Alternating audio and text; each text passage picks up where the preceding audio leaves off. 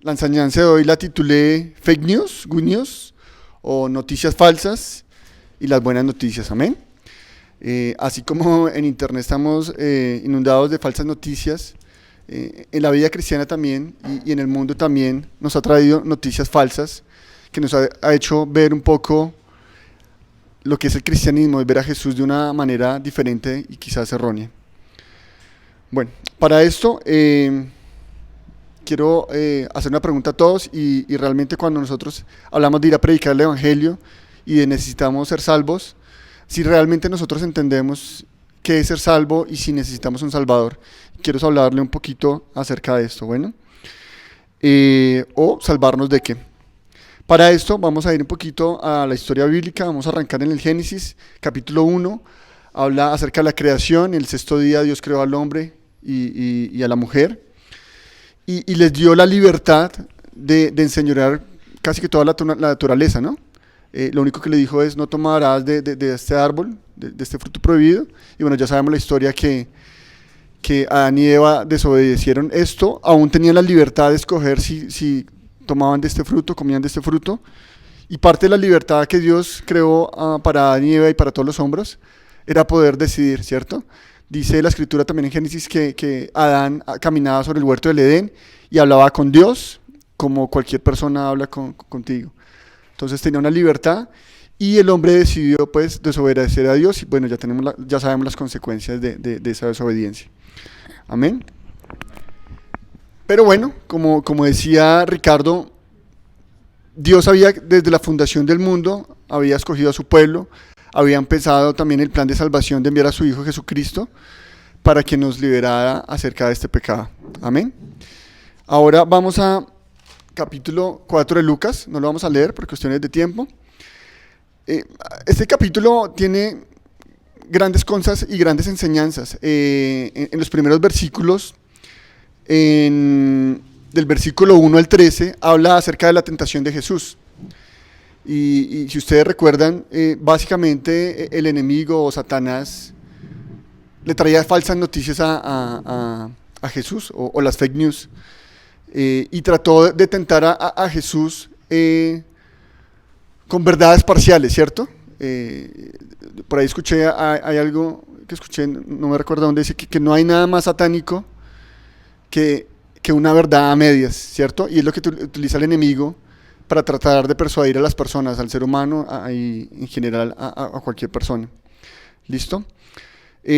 Recordemos que Jesús tuvo esta tentación, porque primero él fue llevado por el Espíritu Santo al desierto. Esto fue antes de comenzar su ministerio. Entonces el Espíritu Santo lo llevó al desierto, estuvo 40 días ayunando, preparándose para lo que iba a hacer en los próximos 3 años. Y el enemigo usó una tentación muy básica, que yo creo que a cualquiera nos podía pasar, y viendo que Jesús no había comido durante 40 días, la primera tentación que utilizó es diciéndole básicamente que si él era el Hijo de Dios podía convertir las piedras en panes, ¿cierto? Porque sabía la necesidad de Jesús, ¿no? Pues cualquiera después de 40 días de no comer algo, pues tiene hambre y bueno, sería pues súper tentador ver ahí algo de comida. Sabíamos que el Señor Jesucristo lo podía hacer y bueno, Jesús reprendió a Satanás y no fue tentado. Esta tentación es importante porque habla acerca de las necesidades personales, ¿cierto? En ese momento nuestro Señor Jesús sentía hambre, ¿cierto? Pero podíamos llevarlo al plano de cualquier necesidad personal, ¿cierto? Trabajo, amor, una relación sentimental, nuestras necesidades básicas, ¿no? Poder trabajar, poder pagar arriendo, la salud. Y digamos, este sería como el primer tipo de tentación que todos nosotros estamos expuestos y que el enemigo puede utilizar algo sutil, ¿no? Podríamos llegar a hacer cosas y una vez hablando con mi esposa me decía, ella cuando le da hambre, siempre se pone de mal genio y necesita suplir, digamos, esa necesidad rápidamente. Y una vez charlando, diciendo, en el caso extremo de la humanidad, de que no hubiera comida, yo creo que la gente estaría hasta dispuesta a matar por un plato de comida, ¿cierto? porque es algo insaciable, es algo que uno no puede contener y que el cuerpo lo pide, ¿cierto? Así como tenemos necesidades de hambre y no esperamos que lleguemos a este caso extremo, podríamos tener diferentes necesidades y el enemigo se aprovecha de eso para poder tentarnos y que nosotros pequemos. ¿Listo? La segunda tentación dice que Satanás llevó a Jesús a un monte muy alto y le mostró todos los reinos de la tierra y le ofreció ser el rey o el gobernador, administrar todos los reinos de la tierra, solo si adoraba a Satanás, ¿cierto? Seguramente muchos de ustedes, y espero que no sea así, no estábamos de pronto luchando tanto por necesidades personales, ¿cierto? De pronto algunos estamos luchando por trabajo, por comer, por pagar el arriendo, y a veces de pronto uno puede llegar a cometer cosas que no son correctas. Quizás otras personas están de pronto en esta segunda tentación que tuvo Jesús y es acerca del poder, de tener cosas, ¿cierto? Hoy en día todos andamos pensando de tener vivienda, de tener una casa, de tener un carro, de tener un estudio, de tener dominio sobre ciertas cosas.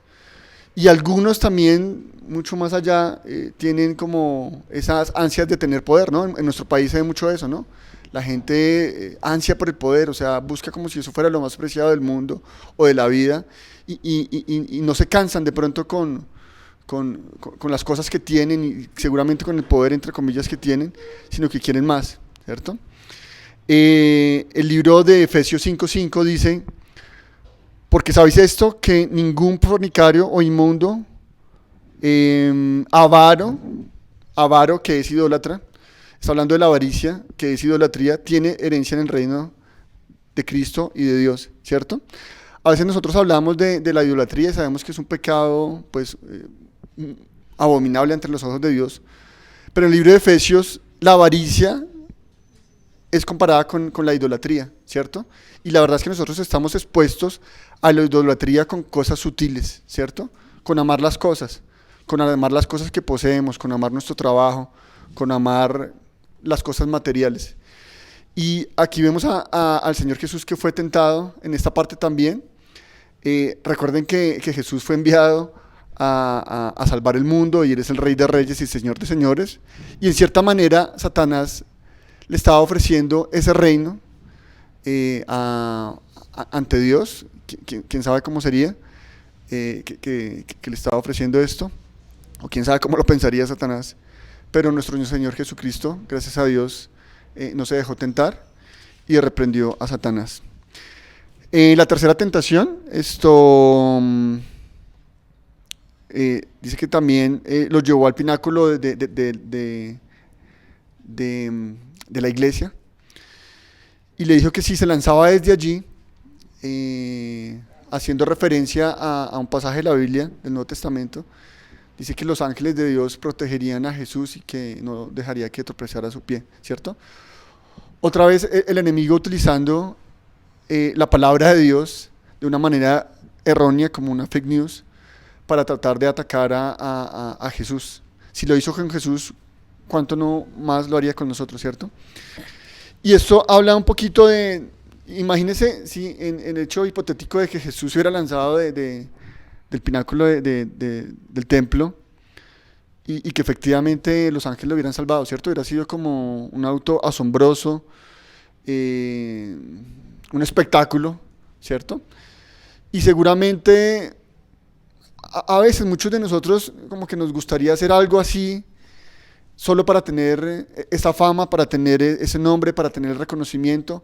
A veces nosotros quisiéramos mostrarnos ante los demás para tener, no sé, cierto estatus, correcto, gracias, o cierta gloria, ¿cierto? Nos puede pasar en los trabajos, cuando queremos sobresalir con las demás personas, con nuestros hermanos, con nuestra familia, con nuestros amigos, cuando publicamos cosas en las redes sociales que estamos genial y la pasamos súper bien. Y de pronto eso habla un poquito del orgullo, ¿cierto? De la vanagloria, de querer de pronto demostrar a los demás quiénes somos nosotros y qué hemos logrado. ¿Listo? Entonces, hablamos primero de necesidades básicas, personales, como la alimentación, el techo, la comida, la salud, las relaciones sentimentales, incluso el sexo, como una necesidad primaria. Luego hablamos también de la idolatría y del tema de querer las cosas, ¿no? De buscar las cosas y amar las cosas como si fueran ídolos. Y ahora estamos hablando un poquito del orgullo, ¿cierto? De la altivez, de querer tener ese estatus y demostrar a los demás nuestro éxito, ¿cierto? Yo creo que eso no son cosas ajenas a nosotros. Yo creo que es el día a día y digamos en este pasaje de Lucas, es muy chévere porque habla de que si Jesús tuvo estas tentaciones, cualquiera de nosotros está expuesto a llevar, digamos, estos mismos problemas. Afortunadamente, en el libro de Hebreos, capítulo 4, versículo 15, dice que Jesús fue tentado en todas las áreas igual que nosotros, ¿cierto? Así como Jesús fue tentado, nosotros también somos tentados. Y en cierta manera, eso es un alivio porque el Señor Jesús entiende en su condición de ser humano cuando viene a la tierra, qué es lo que nos mueve a nosotros, qué es lo que nos preocupa, qué es las cosas que nosotros anhelamos. Y en cierta manera sabemos que Él nos comprende y cierta manera tiene misericordia y gracia con nosotros. El libro de Santiago, en el capítulo 1, versículo 14, dice: cada uno es tentado en cuanto a su propia concupiscencia es atraído y seducido, ¿cierto? Cada uno de nosotros es diferente y de pronto con las cosas que de pronto a nosotros no nos atrae, el enemigo no nos tienta. Pero de pronto en las cosas que de pronto somos más débiles o nos sentimos más atraídos, seguramente son las áreas o aspectos de la vida donde el enemigo quiere tentarnos a nosotros. Luego dice en Juan, capítulo 8, versículo 34, dice: todo aquel que hace pecado, esclavo del pecado es. ¿Correcto? Entonces, estamos expuestos a ser tentados y a pecar. Pero también la palabra de Dios nos dice que el pecado nos hace esclavos. Y el pastor Herbert nos hablaba acerca de cuál es tu carcelero, ¿cierto? De cuál pecado es el que nos hace prisioneros. ¿Listo? Y cuando hablamos de si necesitamos a un Salvador, si necesitamos a un libertador, que es Jesús, realmente Jesús está hablando de que Él quiere hacernos libres del pecado, ¿cierto? Desde el Génesis, desde la fundación del mundo, caímos en pecado y toda la humanidad ha estado esclavizada del pecado por diferentes pecados cada uno, y realmente esto es lo que Jesús quiere hacernos libres, ¿cierto? Entonces el pecado es esclavitud. Si ustedes lo consideran y miran de pronto en los aspectos que ustedes son más vulnerables o que yo soy más vulnerables, realmente cuando uno peca realmente se siente esclavo, porque es algo que constantemente uno está haciendo y le cuesta, ¿cierto? Y que uno no quisiera que pasara y que fuese así, pero realmente es como una prisión, es como no hay mucho que hacer, por mis fuerzas yo no puedo, y además tengo un enemigo poderoso que me está atacando y que quiere hacer pecar, ¿cierto? Jesús cuando habla en toda su palabra, y lo vamos a ver ahorita en Lucas 4, 18 al 19, de esa libertad que Él nos quiere hablar y de ese plan de salvación que ha traído para nosotros, es específicamente eso, de estas cosas que Él nos quiere hacer libre. ¿Listo? Y estas son las buenas noticias que ha traído Dios a nosotros y que queremos que conozcamos.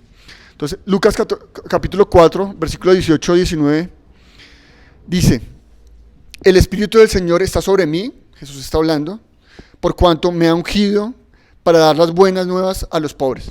Amén. Entonces, ese es el primer aspecto y la razón de la cual nuestro Salvador ha venido al mundo y tuvo un plan de salvación para nosotros. El primero es dar buenas nuevas a los pobres, ¿cierto? Las buenas nuevas podríamos decir como buenas noticias. Cuando hablamos de pobres no solo estamos hablando de la parte material o de la parte monetaria, perdón. Estamos hablando de la palabra de Dios y cuando utiliza la palabra pobre también se refiere a los afligidos en diferentes aspectos, a las personas que son impotentes, cuando no sentimos, yo a veces me siento muy impotente en mi país con tanta injusticia, con tanta corrupción y tanta maldad, y uno se llega a sentir impotente, o sea, me siento pobre realmente, que no puedo hacer nada más que clamar a Dios y a veces lo animan a uno de cómo vamos a cambiar el mundo y qué hay que hacer. Y uno piensa cosas, ¿no? Pero realmente me siento impotente ante tanta injusticia que hay en nuestro país y hay en el mundo. Eso habla un poquito de la pobreza. También habla de los necesitados. Yo tengo muchas necesidades, cada uno de ustedes tiene muchas necesidades, ¿cierto? En diferentes aspectos. Y cuando Jesús habla de ser el Salvador y venir a salvarnos, está hablando de rescatarnos de eso, de la pobreza, de la aflicción, de la impotencia que sentimos ante la maldad y de todas las necesidades que nosotros tenemos. ¿Listo? Luego continúa y dice, me ha enviado a sanar a los quebrantados de corazón. Los quebrantados de corazón o de corazones enfermos o de corazones rotos, ¿no? De corazones despedazados. Y ahí cuando habla de quebrantados de corazón, esa palabra de quebrantado habla también como de aplastado, como pisoteado. ¿Cuántos de ustedes tienen su corazón roto por diferentes cosas, ¿no? Por una relación sentimental, por alguien que ama, porque seguramente no es correspondido en el mismo amor, tal vez por su familia. ¿Cuántos de ustedes están quebrantados de corazón? Yo muchas veces he estado quebrantado de corazón y afortunadamente y gracias a Dios tenemos a nuestro Salvador.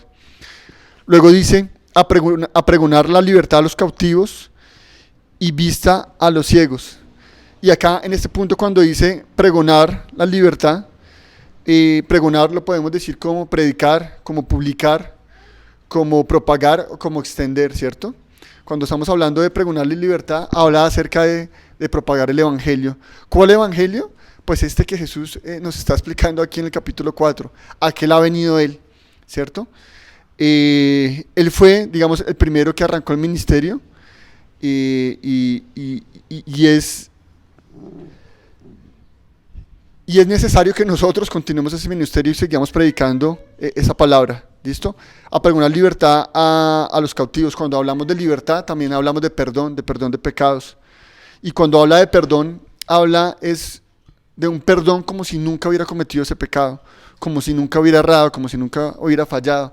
Recordemos que el pecado, y en cierta manera parte de por qué Dios aborrece el pecado, es porque el pecado es sinónimo de errar. ¿Sí? La palabra de pecado en la Biblia hace más referencia a errar en el blanco.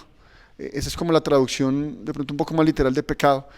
Y cuando nosotros erramos en el blanco y estamos haciendo a lo que no estamos destinados o a lo que no está en el plan de Dios, realmente yo creo que Dios como padre se entristece ver a un hijo que está yendo por el camino incorrecto, ¿cierto?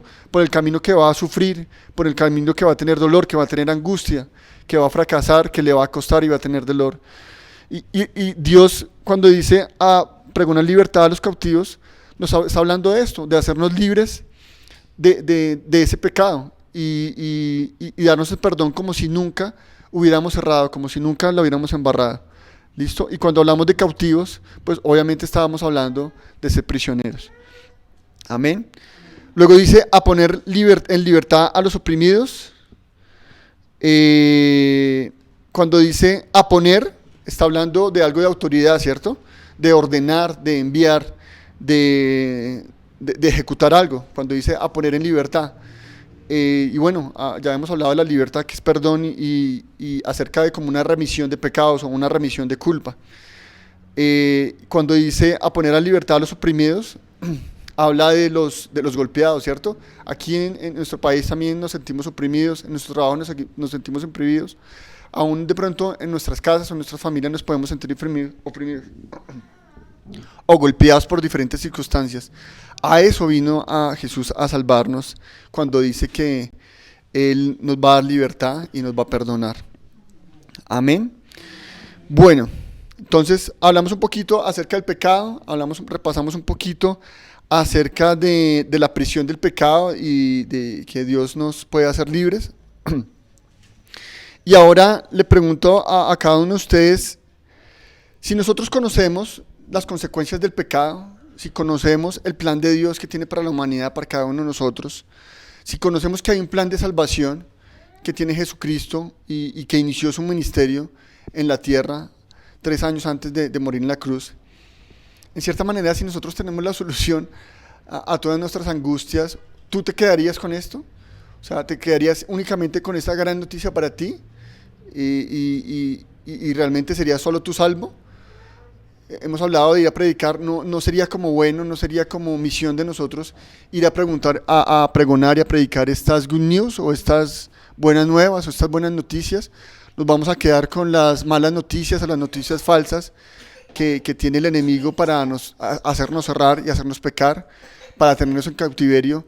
Realmente si Jesús vino a la vida y murió por nosotros, y siendo Dios se hizo hombre, y viviendo como hombre fue tentado, igual que nosotros, no tenemos esperanza, nosotros no tenemos la solución en nuestras manos, la solución no está en Cristo, no está en el Evangelio.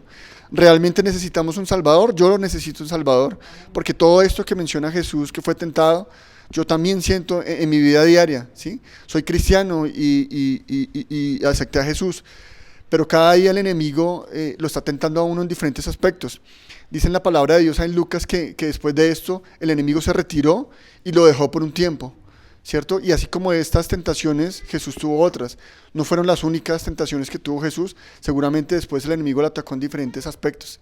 Y eso refleja nuestra vida, ¿cierto? A veces estamos como tan fuertes en Jesús, nos sentimos tan protegidos, tan amados, tan llenos de su gracia y que de pronto el enemigo no nos puede hacer nada, pero realmente es algo que va a pasar, que vamos a tener tentación en todo momento y el enemigo, así como para nosotros,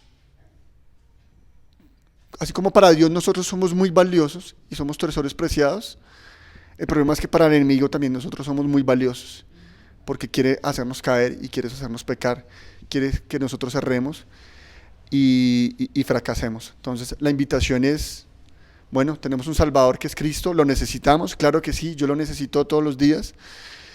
Y también no nos quedemos con estas buenas noticias solo para nosotros. Compartámoslos con nuestros amigos, compartámoslos con los afligidos, con los quebrantados de corazón,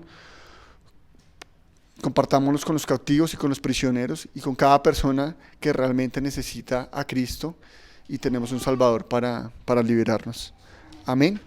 Esto era lo que quería compartirlos así rápidamente a todos. Amén. Vamos a orar para finalizar la reunión. Padre de la gloria, te damos gracias en esta mañana, Señor, por tu palabra. Gracias porque tú viniste al mundo, te hiciste hombre, Señor. Viviste como hombre, Señor. Trabajaste como hombre, Señor. Luchaste como hombre y padeciste las mismas necesidades con nosotros, Señor. Te pedimos que tengas misericordia con nosotros, Señor, porque somos débiles, Señor. Y reconocemos, Señor, que te necesitamos, que necesitamos un Salvador que eres tú, Señor. Que necesitamos que tú rescates nuestras vidas, Señor, de la angustia, de la injusticia, Señor, de este mundo, de la cárcel, Señor, del pecado, Señor, y que nos hagas libres de la prisión, Señor. Queremos, Señor, que tú seas Cristo, Señor, y seas Rey de nuestros corazones, Señor, y nos ayudes, Señor, a vivir una vida, Señor, sujeta a ti, Señor, y podamos compartir las buenas nuevas con nuestros amigos, Señor, con las demás personas, que podamos llevar el Evangelio, Señor, a las personas que todos lo necesitan, Señor. El mundo no se da cuenta que necesita, Señor, a ti, Señor, pero sabemos que cada uno de nosotros te necesita, Señor. Perdónanos, Señor, y quita nuestra ceguera, Señor. Quita nuestra ceguedad, Señor, de que no necesitamos, porque te necesitamos cada día, Señor. No solo del pan vivirá el hombre, Señor, sino de toda palabra que sale de la boca de nuestro Señor Jesús, de ti, Señor. Nosotros queremos vida y la vida está en ti, Señor. Por favor, guíanos y ayúdanos. En el nombre de Jesús. Amén.